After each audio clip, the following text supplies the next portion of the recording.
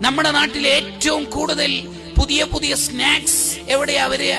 ഏത് കാലത്താ? റമദാനിൽ. നമ്മൾ ഏറ്റവും കൂടുതൽ പകൽ ഉറങ്ങുന്ന മാസം ഏതാ? റമദാനിൽ. അതാണ് ഹദ്ദാദ് ഇമാം അൻ-നസാഇ ദീനിയയിൽ പറഞ്ഞത്, തീറ്റയും ഉറക്കവും കുറക്കാത്ത കാലത്തോളം റമദാനിന്റെ മധു, റമദാനിന്റെ മധുരം, റമദാനിന്റെ ടേസ്റ്റ് അനുഭവിക്കാൻ പറ്റില്ല. ഇല്ല. അത്താഴത്തിനും ഇഫ്താറിന്റെയും നേരത്ത് വിഭവസമൃദ്ധമായ ഭക്ഷണങ്ങൾ കൊണ്ട് നിന്റെ വയറ് നിറക്കുന്നുണ്ടെങ്കിൽ നോമ്പ് നോക്കാത്തവനെ പോലെയാണെന്ന് ഷെഹ്റാനി ഇമാം എഴുതി വെക്കുന്നുണ്ട്.